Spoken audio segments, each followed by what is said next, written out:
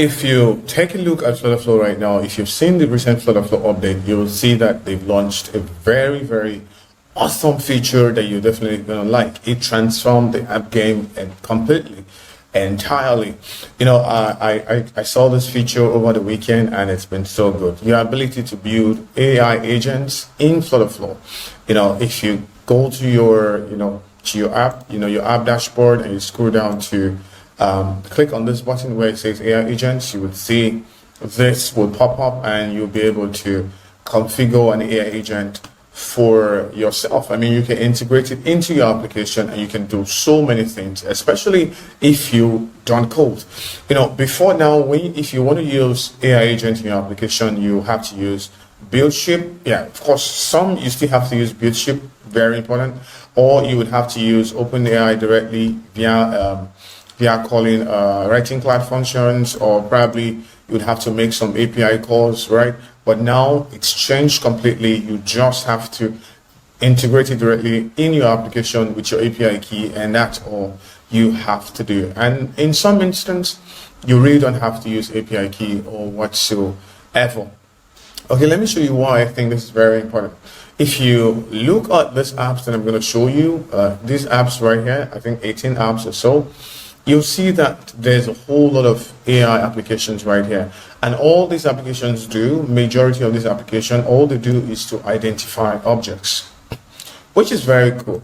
They are AI wrappers, right? You ought to be able to do this stuff using the normal ChatGPT, but so if you want to build an AI wrapper, what you do is that you take a particular feature that ChatGPT can do, or probably API, Anthropic, any of them can do, and you will build it into a standalone application and begin to offer it to people as a standalone application that it can purchase, right? It's a very cool thing. It's a very cool thing. Not everybody want to go to OpenAI and start searching for stuff. Not everybody want to open Claude and start searching for stuff, but some persons just want a standalone application that it can use as fast as possible. So if you think of this app, this is an insect identifier app. This is an app that you can build with Flutterflow right now. Like right now, you can do this within a few hours and you're able to get this into the market. This is an insect identifier, and you can see what it does. You can take a picture of a bug, or you can take it from your camera, or you can just paste it right here. It will analyze the insect and come up with some cool description what the insect is, right? Then if you come back here, you see this is the rock identifier. This allows you to identify any type of rock in your neighborhood, and people can have fun with this application, right? People can have fun, lots of fun with this. This is a calorie counter. So if you look at this application, you take a picture of your food, it analyzes the food and tell you how much calorie. Don't know how accurate this can be, but it's an application that you can build. And this one, it's so cool. Photo caption generator. This has a lot of downloads on the store. You can see 304 ratings, and if you go down here, look at the reviews. It's so straightforward. So what does this do? You upload a picture, and then it brings you upload a picture. Once you upload the picture, it suggests captions for you. People hate to generate caption themselves. It's so confusing. I'm pretty sure yourself, you run into this before. It's very confusing trying to generate caption, but you can do it simply with this application. So you can go on and on and on. There's a whole lot of application, kids drawing analysis, lots of different applications that you can build as an AI wrapper. So I hope that I've convinced you, and mainly what you need for this application is probably your API key or your Firebase account, and then you need a way to collect payment when people upgrade. So the way this kind of app would normally work is you will offer people free, maybe like, it would be credit based, right? You would offer people something for free in order for them to use the application for maybe 3 days, maybe 4 days, or maybe you give them 100 credit, for them to run the application for free. And then once that credit once they exhaust that credit, they will not be able to use the application until they buy. So they get to maybe recharge 1,000, 2,000, depending on how you want it to be. So they don't have to subscribe to your application. Baby, carousel. So let's see how this is going to work in Flutterflow. So in Flutterflow, you come down here to agents, and it gives you different options, right? If you click on the plus sign and say, let's say, plant identifier. So probably we're building a small plant identifier, right? And we say create. A couple of things that you have to do first. You would have to select a provider, if it's going to be Anthropic, or if it's going to be Google, or if it's going to be OpenAI. So I tried the OpenAI part of it. You will get an error right now. So there's a bug in Flutterflow, I think, if you try the OpenAI. And this is the way the bug happens. If you are going to be collecting just image, you're going to have that bug, right? If you don't want to have the bug, you would have to collect both image and test, right? Yeah, you're still going to have the bug if you try OpenAI without collecting the image and test, right? So what you can do is that you would use Google. Don't worry, the result is actually great. It's super cool. And you would choose any of this model. The higher the model, the more you're going to pay. So, but I think at the beginning, it's going to be really free for you to use any of this model until you get to keep using a lot of tokens, right? So I'm going to use the 1.5, and for Google, you can use text, image, audio, and video. It depends on what you're looking for. So it means that users can upload their audio, you can translate it, you can repurpose it, you can, you can just do what you want to do with it. For example, maybe you're doing like a text to speech or a text to blog or a audio diary kind of application for people to use. You can use the audio. Or probably you have a video idea where people get to upload their video and then you analyze the video. That tend to work also. But for this, we're just going to use the text and the image. If we try to use the text alone, it's going to fail. It's going to give us a bug. So let's just try it. But you're definitely going to have a bug if we try to use the text and the email. So then we also have what's the response type going to be like. There's text, there is Markdown, and then there's JSON. But I kind of like to use Markdown because it's really easy. I don't have to format anything or whatsoever.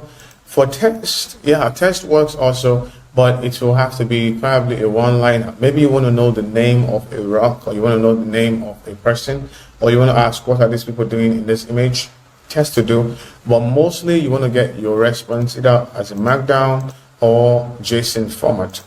Right, so I'm going to go with the Markdown, and for the perimeter, this is what's going to tell how cool it's going to be, right? How correct, the level of correctness that your app is going to have, right? So you can play with this and see how correct it's going to be. I'm sticking with the image because I want to show you that you're going to get an error if you try to use the image alone at this point.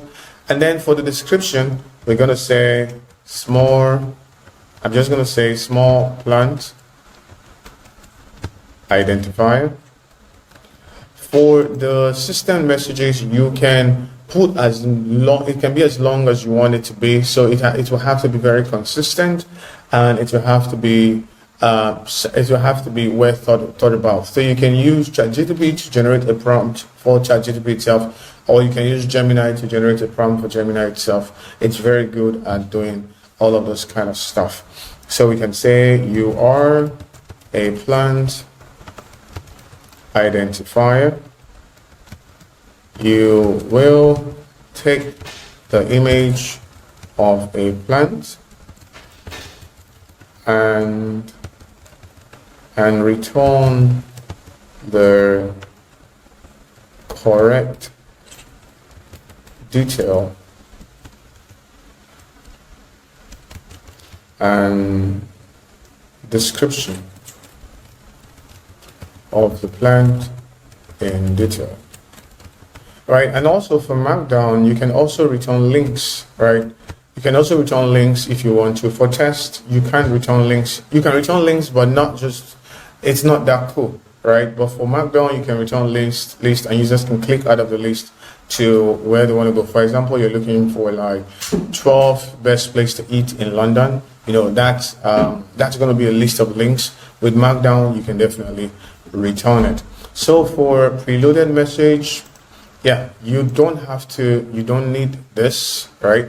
You would need this if you're trying to run maybe a chat application back and forth. That's when you're going to need this, but you don't really need any of this reload message. So once you're done, you simply click on publish, and that's all you have to do. Then we'll come back to we'll come back here, and then we will authenticate the user. So remember, for this to work, the user must be authenticated for this to work, because what you're working on, you're working with Firebase directly. And in order for this to work also, you would have to go to Firebase and turn on Vortex AI. Very, very important that you do that. So if you come to your Firebase store first, you need to turn on authentication. Very important for this to work. And also you have to be on a Blaze plan for this to work. Also, you have to upgrade from the starter plan to the Blaze plan if you want this to work. And your sign-in method will have to be right. So it can be email, it can be anonymous, it's fine. And then you would have to set up your storage if you're going to be storing the file first on Firebase, and you have to turn on this right here, Vortex AI, right? I've turned it on before, so you would see it start right here, right here. Where it says Vortex AI, you have to click on start right here for Flutterflow to be able to deploy this in your application, right? Because it's an SDK, Flutterflow will have to use this SDK in your application, and you need to grant access to this SDK. Okay, so let's go back to our application. We will authenticate the user. Just a simple authentication here. I just copied one of the templates. That's all I did. And on the home page, there have to be a way for users to upload the application. So I put it on this column so that when users click on this column, it's they are able to upload the media to Firebase, and then it can come either from the camera or from the gallery. And that's all I did. And I just I just give it a name, plant image. So plant image. Yeah, that's the name I just gave it. And this icon, I just set it to show if an image is available or not. But this is where the major work is going to happen right here. So if I click on this and I open the action trigger and I say on tap, I'm going to click on add action, and I'll just click agent. That's all I have to do. I would say send the message. Not clear chat history, just send the message, and I would choose the small plant identifier as one of the agents. So the thing is that you can create 20 agents, you can have an agent flow, like 10 agent flow, doing different things, right? So when you are doing a translation, you can have an agent translate from audio to text. You can have another agent summarize the text. You can have another agent convert it again to audio. So you can have as many audios as you want in one application. So conversation ID, it doesn't have to be something very detailed, right? It's just something to know that this is a conversation that is happening. So I'm going to say image, I'm going to say plant identifier.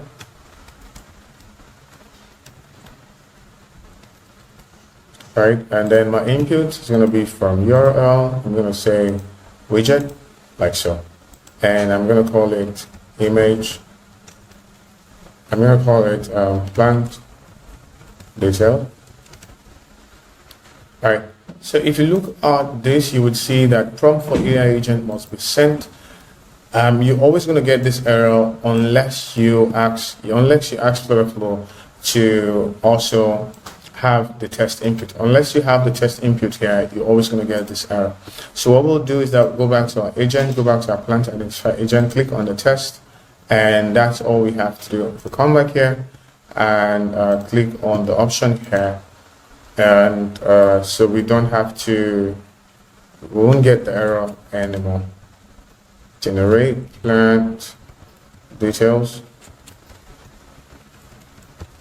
from image, right? And so we're good. So next thing we want to do is that we want to send it to a page where we want the response. We can display the response on this page simply by repeating the page, but we don't want to. We want to display the response right here. So let's quickly fix this page where we'll display the response.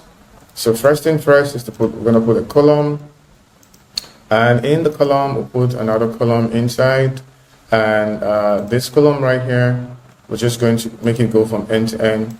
This column, it's fine, and then we will put in an image. We'll put in a test. So this is going to be the test, not normal test. We're going to put in a markdown. That's what we're going to do.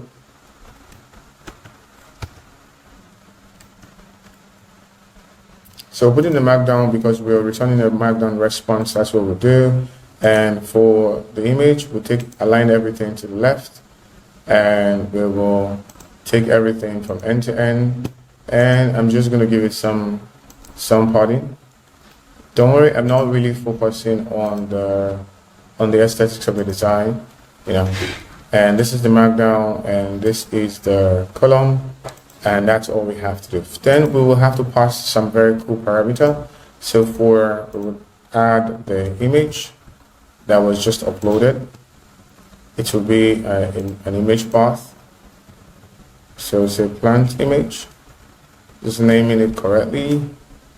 Plant capital I for camel case, and then we'll add another parameter. So this will be the agent response, and I'm going to say it will have to be a test. It will be a string, and I would say confirm. Then this right here, I would turn this image into the plant image, and this right here, I would just delete it and turn it into the agent response. That's all we have to do.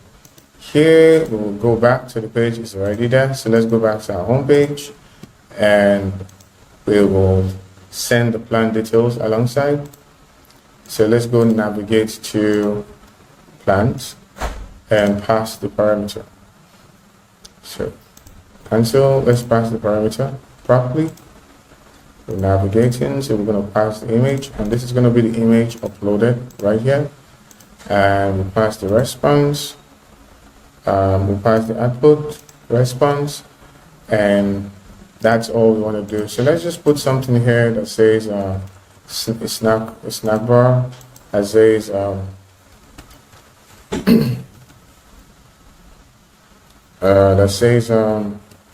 profiling completed.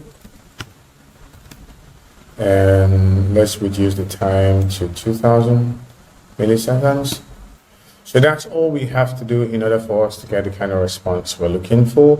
You can definitely take your app a whole lot more forward, but I just want to show you what Flutterflow is capable of doing right now, that you can build your own AI agents right here in Flutterflow without depending on third-party tools like BuildSheet and the rest. Okay, so let's go ahead and upload our image. We're going to upload the image of a very tiny plant. So I'm going to upload.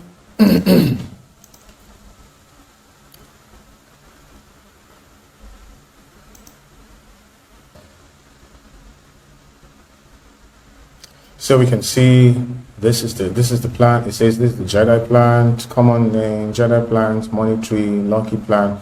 So we can see all of this, and this is just coming directly from Flutterflow, and you're not using any other third-party tools. So what this does is that it opens a huge window of opportunity for lots of persons like you to build AI wrappers and charge a fee for it. You know, the thing about these AI wrappers is that maintenance is pretty low.